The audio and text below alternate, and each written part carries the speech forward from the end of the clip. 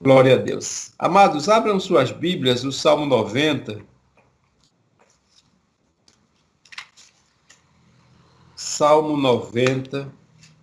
Nós vamos ler esse salmo. É um salmo rico, uma profundidade maravilhosa. Para quem não sabe, esse salmo foi escrito por Moisés. Moisés escreveu os livros da lei, Gênesis, Êxodo, Levítico, Número e Deuteronômio. São atribuídos a Moisés esses livros. E ele também escreveu salmos, né? Então, o Salmo 90 é um salmo de autoria de Moisés. É uma oração de Moisés, homem de Deus, servo do Senhor. Eu vou ler, os irmãos acompanham e vamos nos alimentar com essa palavra nessa noite. Senhor, Tu tens sido nosso abrigo sempre, de geração em geração. Antes que se originassem os montes e formasses o universo e a terra, de eternidade a eternidade, Tu és Deus. Aleluia. Tu reduzes o ser humano ao pó, afirmando: retornai ao pó, filhos dos homens. Verdadeiramente, 1000 anos aos teus olhos são como o dia de ontem, que já passou, e como as poucas horas das primeiras vigílias da noite. Tu arrastas os homens na correnteza da vida. São breves como o sono, são todos como a relva, que brota com a alvorada, germina e floresce pela manhã, mas ao pôr do sol murcha e seca. Porquanto somos consumidos por tua ira, e perante tua indignação ficamos pasmos. Tu conheces bem as nossas iniquidades. Nossos pecados mais secretos não escapam à luz da tua face. Sim, todos os nossos dias dissipam-se diante do teu furor. Findamos os anos como um suspiro. De fato, os dias de nossa vida chegam a 70 anos ou a 80 para os que têm mais saúde. Entretanto, a maior parte dos anos é de labuta e sofrimentos, porquanto a vida passa muito depressa e nós voamos. Quem é capaz de conhecer a força da tua ira e da tua cólera, segundo o temor que te é devido? Sendo assim, ensina-nos, pois, a contar nossos dias, a fim de que possamos alcançar um coração verdadeiramente sábio. Aleluia. Volta-te para nós, ó Eterno. Até quando haveremos de esperar? Tem compaixão dos teus servos. Sacia-nos desde o romper da aurora, com teu amor infinito, e exultaremos de alegria todos os nossos dias. Alegra-nos na proporção dos dias em que nos puniste, pelos anos em que passamos sob grande sofrimento. Que que as tuas realizações se manifestem aos teus servos e os teus filhos, a tua maravilhosa glória. Que a graça do Senhor nosso Deus pouse sobre nós, faz-nos prosperar as obras das nossas mãos. Sim, confirma a obra das nossas mãos. Glória a Deus. Então, esse, meus amados, é o salmo do nosso patriarca Moisés. Eu tenho ido para Juazeiro, né, de carro algumas vezes, depois que Gabriel passou a morar lá em Juazeiro, de vez em quando a gente tem que fazer essa viagem aí de carro. E aí, normalmente, eu vou ali por Riachão do Jacuípe, e Capim Grosso, Senhor do Bonfim e Juazeiro. E ali, entre Feira de Santana e Capim e Riachão, tem uma rocha muito grande, bastante alta, fica indo daqui para lá à esquerda da via. E todas as vezes que eu passo ali, eu contemplo aquela rocha. Nunca paramos ali, porque normalmente a gente passa com um pouco de pressa, mas eu tenho um desejo de parar. Eu acho que é muito difícil escalar aquela rocha. Lá em cima tem um cruzeiro lá, então é sinal que alguém já subiu, mas é muito alto. Só que aquela rocha, meus irmãos, ela tem a mesma idade da Terra. Quando Deus criou o céu e a terra, ou seja, deu forma à terra, aquela rocha estava ali. E ela permanece ali até hoje. Ela é verdadeiramente nativa. Né? Por que eu estou falando isso? Porque o salmista aqui, Moisés, ele contempla essa natureza toda e ele diz, antes que os montes formassem, antes que houvesse montanhas e vales e outeiros e montes, ou que formasses o mundo de eternidade a eternidade, tu és Deus. Aleluia. Está falando do domínio de Deus, da grandeza, da soberania, da grandiosidade de Deus, do poder de Deus. Meus irmãos, é maravilhoso quando ele diz isso. E aí ele fala no versículo 1, Senhor, tu tens sido o nosso refúgio, o nosso abrigo, de geração em geração. Antes que esses montes nascessem, ou que formasses a terra e o mundo, então, de eternidade a eternidade, tu és Deus. Deus não teve começo, Deus não terá fim.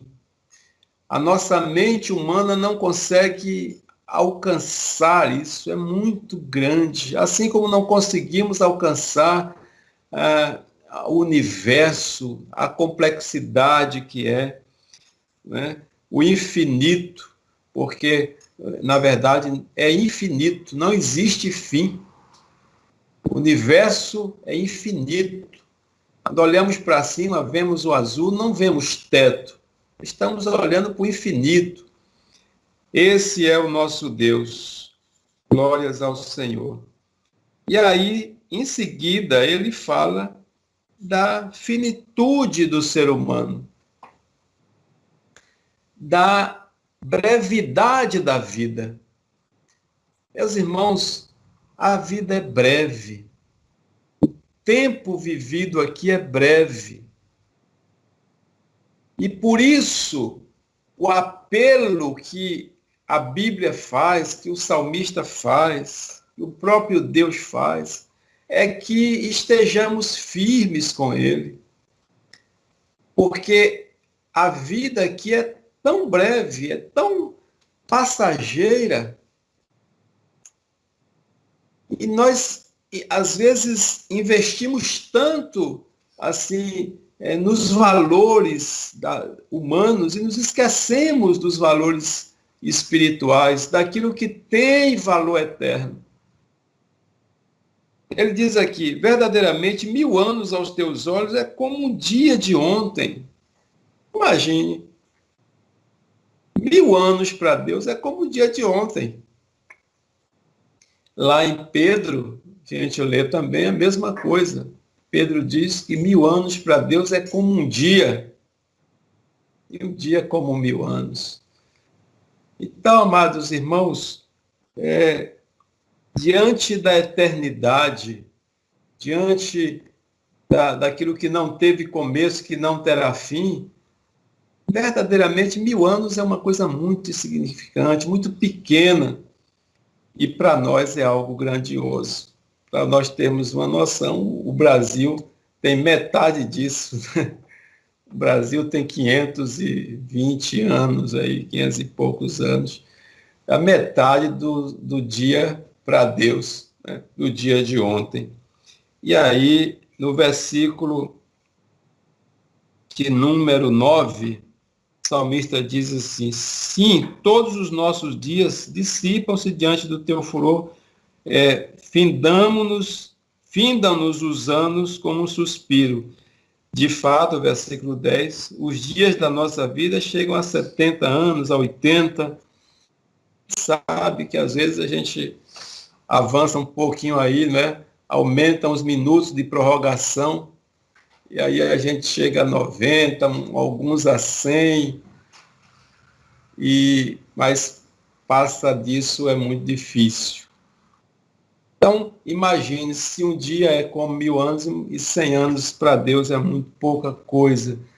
Então, amados irmãos, a mensagem que esse salmo nos traz, e para mim em particular, é que nós devemos valorizar o que tem valor eterno. E tudo o que acontece nesse mundo, as dinâmicas da vida, o labor da vida, né, devem nos levar sempre a um fim, que é justamente pensar na eternidade. Então, eu devo viver, e o próprio Paulo fala isso lá na carta aos Colossenses, se não me engano, no capítulo 3, viver nesse mundo com a cabeça lá em cima. Portanto, se já ressuscitaste com Cristo, diz Paulo, pensai nas coisas de cima, investir nas coisas de cima. Então, eu devo buscar em todas as minhas lidas o fim de investir de alguma forma na eternidade. O que é investir na eternidade? Trabalhar no reino, né? Fortalecer-me no Senhor, na força do seu poder, testemunhar dele. Aí a gente fala da questão dos frutos, né? Dar fruto, levar a palavra de Deus, levar alguém a entender o evangelho, ajudar alguém a abrir o entendimento para Deus, sabe, irmãos? Então, é cuidar das nossas coisas, da nossa vida, mas sempre com o propósito de que Deus seja glorificado e honrado em todas as nossas atividades, né? Isso é investir no reino, é ter esse foco sempre no reino de Deus. E aí, por que eu estou falando isso? Porque o próprio salmista vai dizer isso aqui. Ele fala no versículo 12. Sendo assim, ele está orando a Deus, ensina-nos, pois, a contar nossos dias, a fim de que possamos alcançar um coração verdadeiramente sábio. Aleluia! Isso é viver com inteligência. Buscar essa sabedoria cada dia. Tem uma versão que diz assim: ensina-nos a contar os nossos dias até que o nosso coração alcance a sabedoria. Aqui ele está dizendo o coração verdadeiramente sábio. Então, o que seria um coração sábio? Um coração inteligente, né? Uma mente inteligente. Buscar a sabedoria de Deus, né? Crescer na graça e no conhecimento do Senhor. Não perder tanto tempo como às vezes a gente perde com coisas tão insignificantes e banais. Apurar tudo. Há um ditado que quem tudo apura, pouco dura, né? Às vezes apuramos coisas tão bobas, consideramos coisas tão bobas e perdemos tempo, nos desgastamos, perdemos muitas vezes a unção, mas não vale a pena. Não vale a pena. Então, por isso o salmista pede a Deus um coração sábio. E ele também pede, finalizando o salmo, que Deus dê a ele prosperidade. E eu imagino, meus irmãos, que Moisés não está falando aqui de prosperidade financeira. Moisés teve uma experiência muito grande no que diz respeito a valorizar as coisas de Deus, A gente pode ver isso lá nos Heróis da Fé, em Hebreus, quando a Bíblia diz que ele abre mão de toda a riqueza do Egito, dos prazeres do Egito. Ele era um príncipe no Egito. Ele era filho da filha de Faraó. Ele estava usufruindo de todos os privilégios de Faraó, de ser filho de Faraó, da família de Faraó. Mas ele abre mão disso. Então, Moisés aqui não está preocupado com prosperidade financeira, como muitas vezes a gente atribui, sempre que fala em prosperidade, em dinheiro e coisas dessa natureza. Não é isso. É o que ele diz aqui na minha tradução, que a graça do Senhor nosso Deus pouse sobre nós e faze prosperar as obras das nossas mãos. Sim, confirma a obra das nossas mãos. Eu gosto muito de uma música do Sóstenes. Cantamos muito lá aqui na igreja, né? Eis-me aqui, me disponho. Eis-me aqui, me disponho. E falhou aqui a continuação, mas ele diz, o coro, para ser uma bênção para abençoar as nações dessa terra. Faz de mim uma bênção nas tuas mãos. Então, para abençoar as nações dessa terra, faz de mim um instrumento, uma bênção, um favor teu para outras pessoas nas tuas mãos. Então, meus irmãos, você, na mão de Deus, você é próspero, é próspera. Glórias ao Senhor. O que você faz prospera, onde você põe a mão cresce. Para o reino. José, onde colocava a mão, a bênção do Senhor chegava ali. Da mesma forma, Daniel, na Babilônia, onde Daniel colocava a mão, prosperava ali. Mas para quê? Que fim? Qual era o fim? O fim era exaltar o Deus de Israel, exaltar o Senhor, aquele que criou os céus e a terra. Então, como começamos esse culto, a leitura do irmão Josafá, que possamos crescer na graça e no conhecimento, fortalecendo-nos no Senhor e na força do seu poder. Aleluia. É isso que o salmista está preconizando aqui. Que Deus faça prosperar a obra das nossas mãos. E é claro e evidente que essa bênção se reflete também na nossa vida financeira, nossa vida família, nossa família, nas coisas que fazemos, que é um resultado, irmãos, é consequência, é resultado.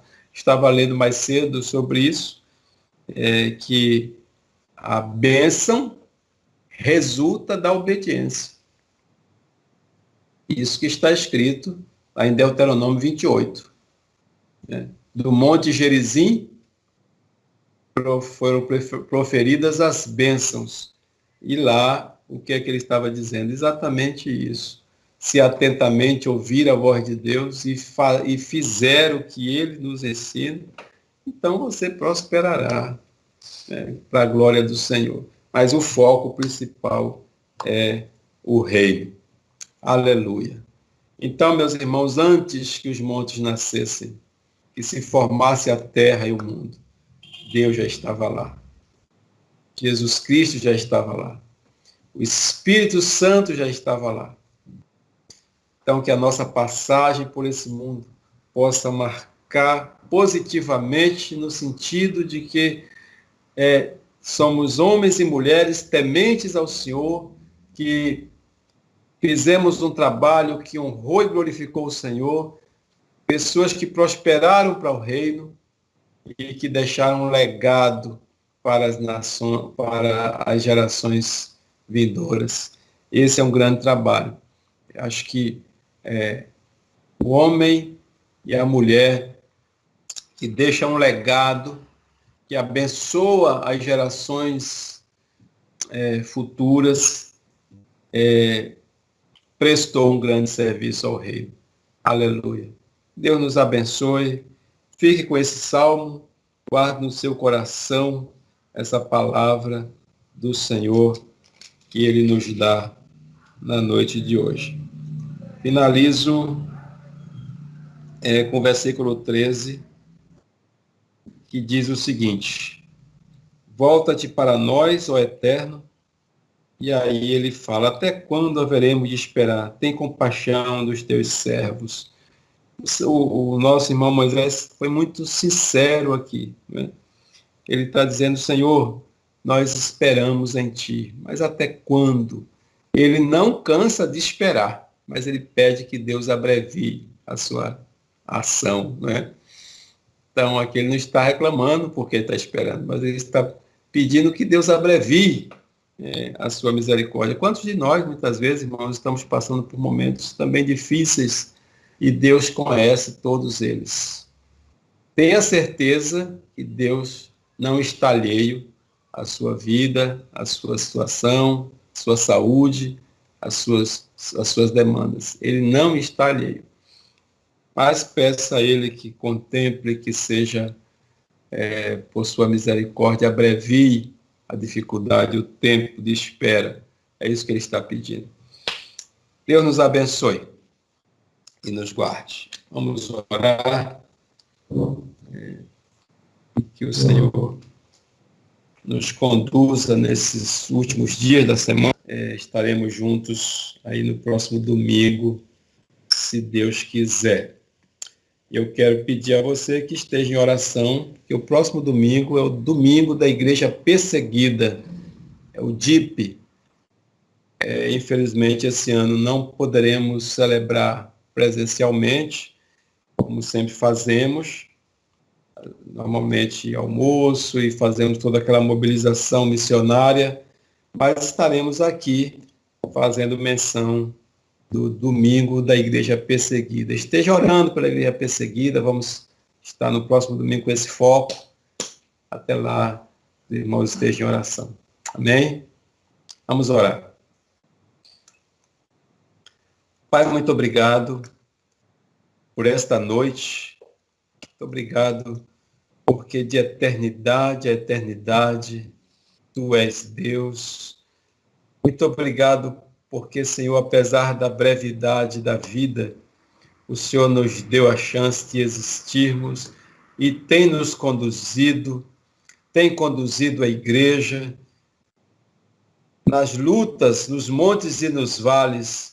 O Senhor tem estado conosco e podemos declarar, como o próprio Samuel declarou lá em Mispá: até aqui nos ajudou o Senhor, Ebenezer, aleluia.